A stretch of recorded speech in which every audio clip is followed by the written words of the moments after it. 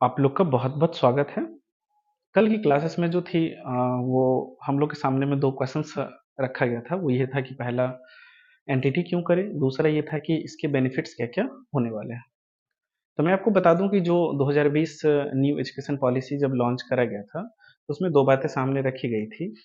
पहला ये था कि जो एनटीटी को लेके, दूसरा ये था कि 9 टू 12 हमें अब ओपन बुक एग्जामिनेशन देनी है।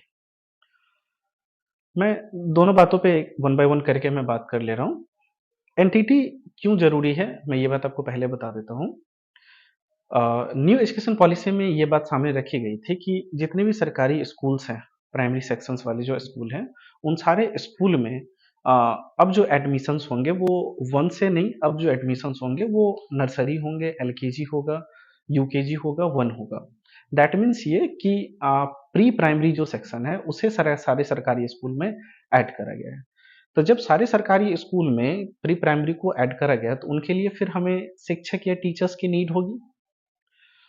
जैसे अभी आप देख पा रहे होंगे कि पिछले कुछ टाइम से डीएलएड, बीएड वगैरह जो लोग कर रहे हैं, तो डीएलएड का सीन ये था कि 1 टू 5 वाले टीचर्स बन सकते हैं और बीएड वालों के लिए ये था कि 6 टू 8 था। हालाँकि पहले 1 टू 8 था, लेकिन बाद में उसे चेंज कर दिया गया और 6 टू 8 या आप प्लस 2 कह सकते हो कि इसके लिए टीचर के लिए वो एलिजिबल होते हैं, जो बीएड वगैरह लोग किए होते हैं।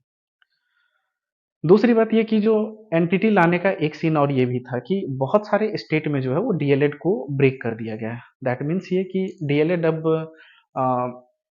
अब नहीं होगा। बाकी स्टेट्स में जैसे हरियाणा हो गया, राजस्थान वगैरह हो गया, इन सब में अब डीएलएड नहीं हो रहा है। हमारे यहाँ भी बिहार में भी डीएलएड का फॉर्म आया था, बीच में पोस्टपोन कर दिया गया था, फिर से उसे कंटिन्यू कर दिया गया। तो मेरा मानना ऐसा है कि आई थिंक इस साल लास्ट होगा डीएलएड को लेकर। बीएड का भी नाम चेंज वेंज करके शायद बीसीटी वगैरह कर दिया है। अब इस पे अभी चीजें क्या सामने आएंगी, अभी उस पर देख लेंगे बाद में। तो आपके सामने में दो चीजें रहेंगी, एक तो एनटीटी रहेगा, दूसरा रहेगा बीएड, राइट। तो इसीलिए हमें एनटीटी करना जरूरी है, क्योंकि जब टीचर्स की वैकेंसी जाएगी नर्सरी, एलकेजी, यूकेजी, उनके लिए, तो फिर आपके लिए वो डिग्री मैंडेट करा जाएगा कि आप जब तक एनटीटी नहीं करे हो तब तक वैकेंसी डाल नहीं सकते हो, जैसे कि बीएड और डीएलएड वालों के लिए है। इसीलिए आपको एनटीटी करना ज़रूरी है। अब बात सामने ये आती है कि वैकेंसी आती है या नहीं आती है वैकेंसी। वैकेंसी भी हाल-फिलहाल में आई थी।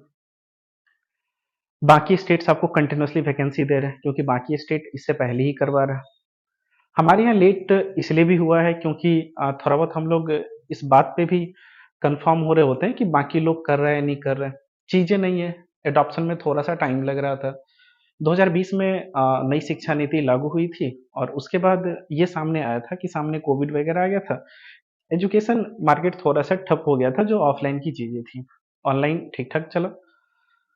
तो इस वजह से बीच में जो थोड़ा-सा गैप आ गया था, इस वजह से एनटीटी वगैरह को जो नई शिक्षा नीति में लागू करा गया था, उस वजह से थोड़ी बहुत सामने दिक्कत आने लग रही थी इस चीज़ को लेके।